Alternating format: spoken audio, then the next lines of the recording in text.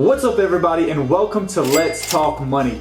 I'm Nikolay Timoshchuk Jr. and today I'm extremely excited to talk to you about how you can make your first $100,000. This might seem like something that's pretty unobtainable or somewhere too far-fetched, something you can't actually reach. You're like, no way, I don't even make close to $100,000. I make $50,000 or less. Well, I'm gonna give you 5 what I think are simple and easy steps to make that first $100,000, but you gotta have the grit and the will and the discipline to actually make that happen. So it's not an easy road. It's not a simple road, but these are 5 and easy, simple steps that can get you there regardless of the circumstances, as long as you're willing to stay disciplined and as long as you are willing to actually work for that. You too will also be able to obtain your first $100,000 if you're willing to follow these steps that, in my personal opinion, will help you get to that point. It's something that you will want to do if you're trying to become financially free, if you want that financial freedom for the rest of your life, if you want to start building right now in this moment, you need to start now. You can't wait until it's too late and then be upset that you didn't do all those things when you had every single chance and opportunity to set yourself ahead far long ago. So let's jump right in and let's talk about how you can make your first $100,000. So step 1 starts with a lot of question asking. So you gotta sit there and you gotta ask yourself a lot of questions about your personal finances. You have to do a self-reflection. You have to sit there and say, hey, how are my spending habits? Am I willing to change? Am I willing to save money? Am I willing to actually do what's important right now so that I can set myself up for financial freedom? Or do I not really want to do this? Is this not important? Is this something that just doesn't matter to me? But what I will say is if you can start asking yourself those questions, that is step 1. Just like asking yourself and admitting to a problem in any other field of life where you're trying to come up with a solution for a problem, whether it's addiction or anything else, this is the same thing. You've got to really self-reflect and you've got to start asking yourself questions. Are you willing to change? Are you willing to make positive financial changes to help yourself for your future? What are you really willing to do and how important is this to you? And then from there, you can actually go into a building block of steps to help accumulate $100,000, and so that you can actually do those things you've always dreamed of or had or just aspired to do your entire life. Or if you're like, man, I'm super young right now and I want to get started, what can I do to incorporate amazing habits that I'll be able to hold close to myself for the rest of my life? And then when it's time to retire or whatever age that is for you, you're just like, hey, I'm good financially. I don't have to stress. I don't have to be afraid. Start asking yourself questions about what are you willing to change? What do you spend? And what is important to you in these moments as we're talking about financial freedom? So the second step to me is absolutely important. You have to start making small changes. And I'm not saying just go from spending money on whatever you want to saying, hey, I'm done. I'm not doing this anymore.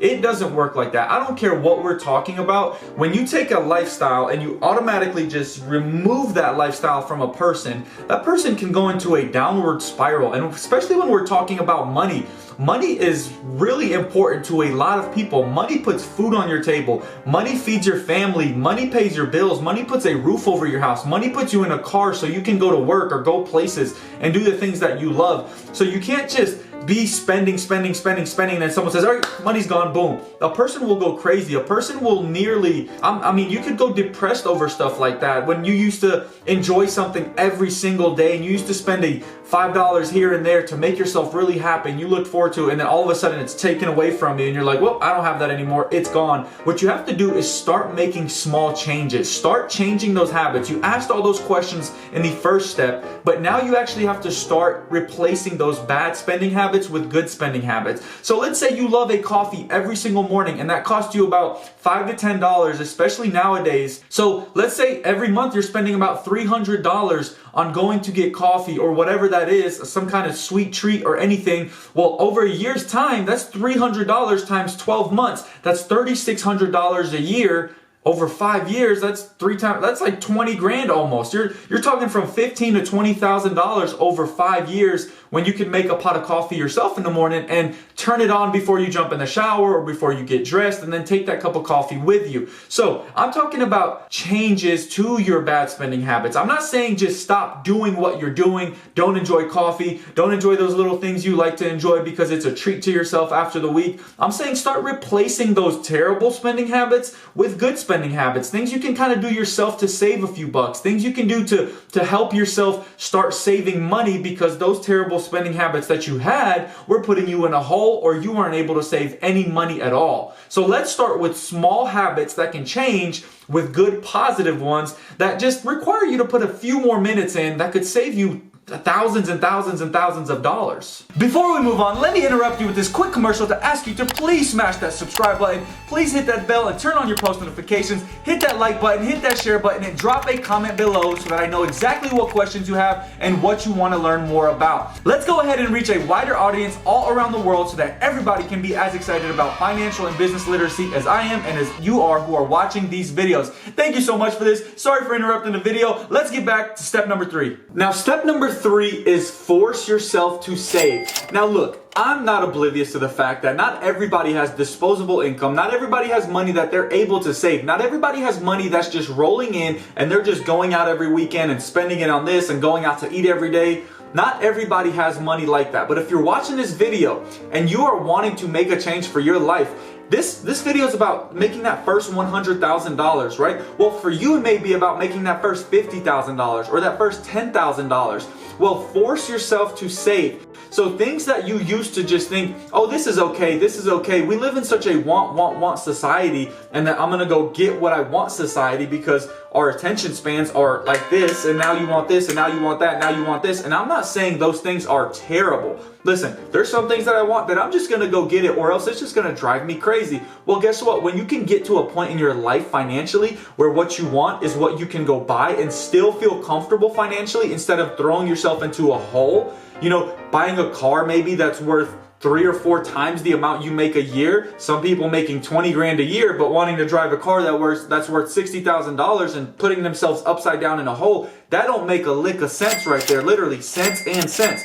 So what you need to do is force yourself to save for a certain amount of time. You got to schedule that out. Saving, it hurts. It makes you feel like, I really want to spend this money. It's like when you were young and your parents said, you can't have that. Now all of a sudden you want that. Well, when you're telling yourself you have to save, for some reason you want to spend money. Once you get in a habit of forcing yourself to save, it becomes a little bit easier. You start getting used to that feeling of like, wow, my savings account has an extra $1,000, an extra $2,000, an extra $10,000, an extra $20,000. Having that actual little nest egg of money starts making you feel good about saving once you see it increasing. But if it's always at zero, of course it doesn't feel good because you don't see any results from that. So force yourself to save in a very conscious way. Feel good about it. Understand. Be happy about the savings that you're creating in your bank account. Just take it day by day and set a schedule for yourself to start saving money. Now, step 4 is all about starting a side hustle. This is all about you.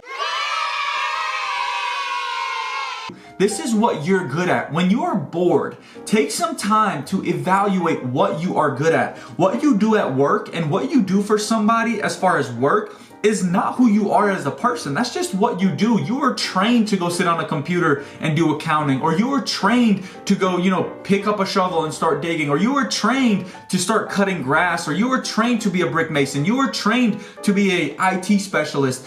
We are trained as humans to do what a certain job requirement requires, right? There's criteria. So, hey, this human has to do what we need for this thing. So, in essence, if someone could train you to do what you don't like to do, imagine if you just took some time to reevaluate your life and say, hey, after work, what am I good at doing? What do I actually enjoy? Am I good at graphic design? Do I love doing landscaping? Do I love sitting there and actually interior designing for people? Well, if you actually take the time to reevaluate yourself and say, I do enjoy those things, okay, now figure out how to start that into a small side hustle. Turn that into a small side gig. Why? Because you're already making $30,000, $40,000, $50,000 or whatever, maybe more, $100,000 at your current job. You need a little extra savings. Let's figure out a a way to side hustle. You can provide services online through all kinds of websites. You can provide services through online consultation. You can go cut people's grass. I used to cut grass as a kid. I used to personal train at the same time. I was a high school teacher at the same time. I was doing YouTube videos at the same time. If you really want it, you will go get it.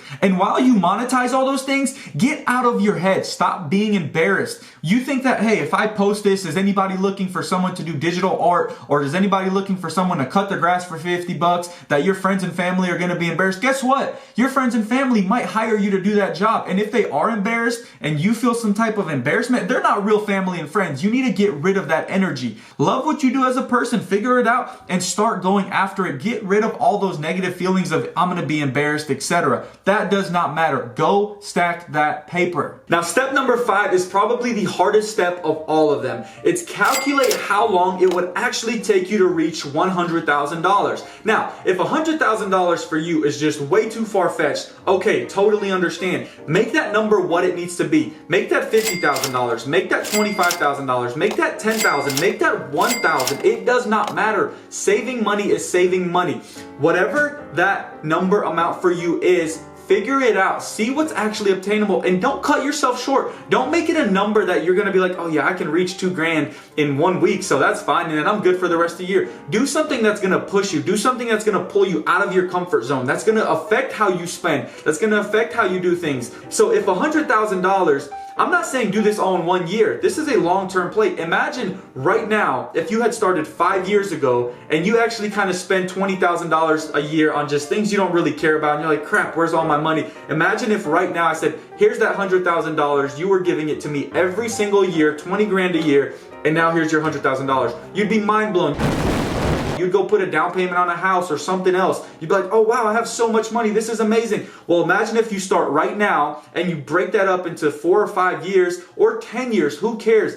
Tell me how many people have $100,000 in their bank account right now. Not many, right? If you go ask your group of friends, hey, do you have $100,000 in cash right now? Even if they liquefied their assets, they'd be like, probably not, right? Most people don't own homes. Most people don't own cars. Everybody's leasing. Everybody's doing things. People just go to work, get their money, and live. But imagine if you start now, or if you had started 5 years ago, where you would be in your position right now. You'd have $100,000 or $50,000 or $20,000. So figure out what number works best for you, and then break that up into a certain amount of years and stick to that schedule. Stay disciplined. Figure out how to keep yourself on a regimen of saving that money, of not overspending. It's easy to spend wildly. It's easy to just go out and do what you want. But if you can actually figure out how to retain that money, stop spending it so much, and over a certain amount of time, it's not that hard. And guess what? In 5 years, it'll be 5 years later, and it doesn't even feel like it, but you'll have 100,000 or 50,000 or whatever that number is that you choose. Alrighty, y'all, I hope you enjoyed this video, and I hope these 5 simple steps help you reach your financial goals and help you reach that ultimate goal of financial freedom. Thank you so much for watching this video. Once again, I'm gonna ask you to smash that subscribe button, hit that bell, and turn on your post notifications. Like this video, share this video, and drop a comment below so we can continue reaching a wide audience all around the world and get people really excited for finance and business. Let's keep grinding away. Let's keep getting our personal finances in place, and let's keep learning and educating, and start educating those people around you so that people around you in your circle are actually growing as you grow and you learn these things as well. Alright, y'all, without further ado, I'll see you in the next video. Peace out.